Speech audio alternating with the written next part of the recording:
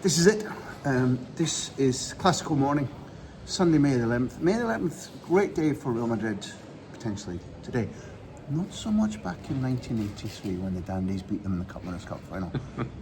Excuse me? Anyway, one of the people who appreciate that most is our socio, Hugh Little. Hi also to Daniel and Michael, and to Richard Harrison, socio, paid up subscriber. Anything to add to that, Pete? Lewis Cataldi, Mark O'Brien.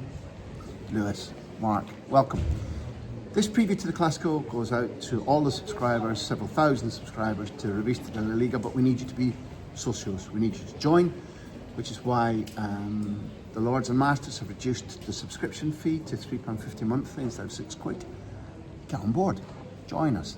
Because the post-Clásico analysis and all the stuff after the Europa League final, the Champions League final, Nations League, the Women's Champions League final, that's for paid up socios only. Anyway, join us. And if you haven't seen Some Like It Hot, then I'm not going to explain that reference. Join us. Buttermilk.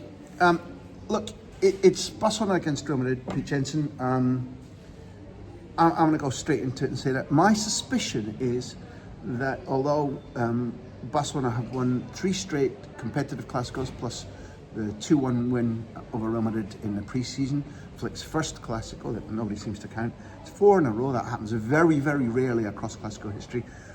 I go into this thinking that Real Madrid have not an edge, but I suspect that they're very dangerous, and I have a feeling that not only will they be difficult to defeat, I have a feeling that between Bellingham, Vinicius and Mbappe, they may win this one. Are you buying any of that? And what's your feeling building up to Barcelona Real Madrid with 4 points separating them at the top of La Liga?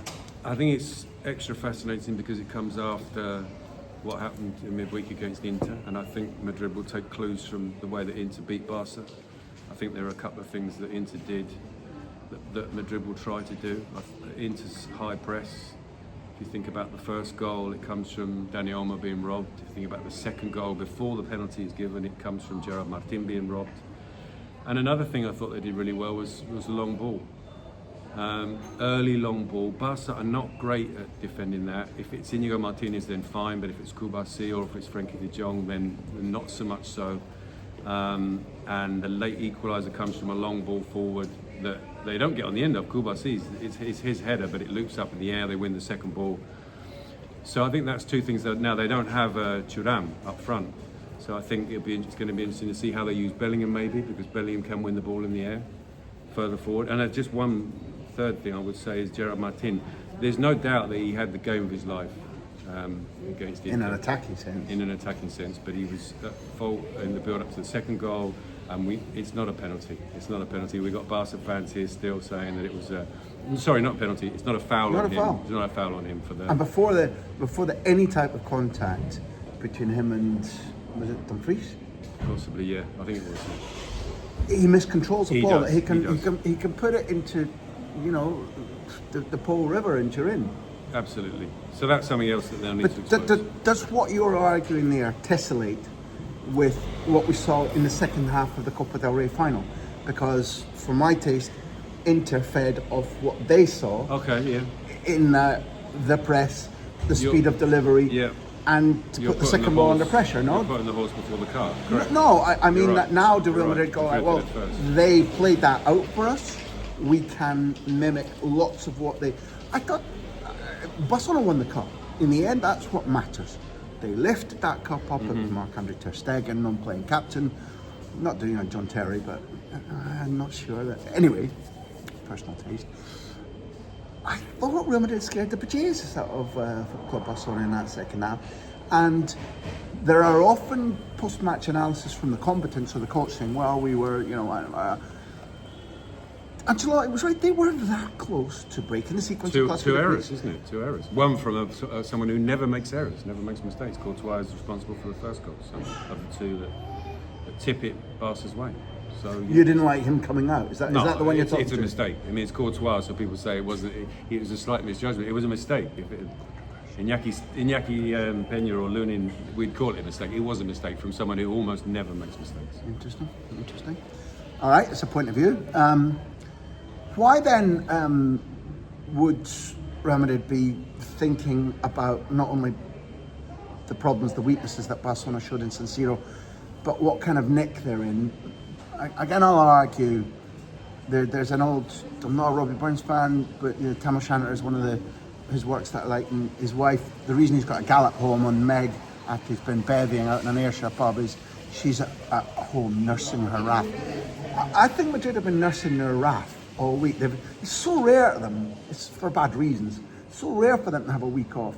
And I think teaching time about how to teach for Ancelotti and his technical staff how to damage Barcelona, that's been valuable time. And two, I think there's a lot of proud players there who have basically, the fact that their trousers are brown coloured is their own fault across the season because they haven't worked hard enough as a motif across the whole season. Able to, probably not. That's not their fault. I think they're furious, and I think they're proud and wounded, and that's a difficult thing when you put them in that situation in the corner and poke at them. They come out angry, no? Mm-hmm. They've also got someone like Arda Güler who's not been used enough this season and then comes on in the cup final and helps change the game. You mentioned Mbappe. I think Güler is in a similar situation. I thought it was interesting how early the towel was thrown in, not by the players, but by the Madrid press and by the sort of entourage around the club. You remember when they lost to Valencia and the headlines next day were, "We thrown away the title"? Well, hang on a minute. There's a long, long way to go. Barca have got bumps in the road to come. They've got a very difficult run-in. And I think the players sort of were affected by that and affected by the fact that those around them, those around the club, it seemed to give up too early. And now there's a belief again. And I think that will also infuse into the players. Well, yeah, I mean, we've hinted to what we think might happen. But let's say, just hypothetically, Madrid win. There's a 1 point difference. All right, the head-to-head will probably stay with Barcelona because what counts if you finish equal in points is the head-to-head record. Barcelona won the first Clásico 4-0. I think it's hard to see Barca winning 5-0 at Montjuic. In fact, I don't see that. I don't even think it's possible 5-0. But if Madrid have won this Clásico, do they become favourites even though the 1 point deficit's still in hand? Yeah, you'd need a Barca draw. You need a Barca draw in their last 3 games, and they play Espanyol away. Mm-hmm. They play Villarreal at home and Athletic away. Mm-hmm. It's 3 very difficult games. It's an interesting fixture list to finish with. If you've just lost to Inter Milan, then hypothetically you've just lost to Real Madrid. Okay, let's wind it up with some quick fires. I think the Barcelona team will be Szczesny, Eric Garcia at right back, Kubarsi and Inigo, I think he's fit, and Balde. I think it's Pedri and De Jong. Okay. My idea is he plays Pedri and De Jong. The 2 wingers are Lamine and Rafinha. I think it's Firmino Gavi at 10, not Olmo. I think he comes into a broken game. And I think Lewandowski will force his way into the team, but I think given Lewandowski's readiness, it should be Torres. So that's the only slash I've got there. I was going to make a joke there, but I won't. Torres / Lewandowski. I think Madrid are going to be Courtois at right back. I think Lucas, which is the tip you gave last time we talked about a Clásico.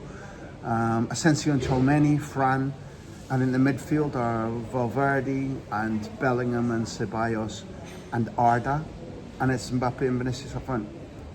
Quick fire. Any changes for you? Any differences? I think Ferran will start instead of Lewandowski because I don't think Lewandowski's fit, and we saw that how late he came on against Inter. And so we agree on that, but does he bully Flick and does Lewandowski bully him? I don't think he has been able to bully Flick this season. I think Flick's called the shots, unlike Xavi last season. Love it. You are optimistic about Balde? Okay, maybe, yeah. I'm not. I think if he doesn't break down between now and kick-off, I think he starts. Okay. The problem with Gerard and I don't know so why high. you think Olmo won't start. What I see, like, if any of you care, he's asked it. Gave a goal away against the Netherlands, gave a goal away against Celta, replied it immediately, created a goal against Celta, gave a goal away against Inter, replied relatively. He's an extraordinary footballer. If fit, he's the 10 for Barcelona. He starts all the time. I think his match sharpness in a brutal season for him. I think it's been a brutal season, a long summer, a brutal season with worries about his registration, with constant fitness problems, and I don't think he's had the time to get match sharpness. Flick went, I trust quality, almost starts in San Siro. Big picture, it was a mistake. So I think there's a very real possibility he doubles up in his bet to German because he loves almost so much, which is understandable.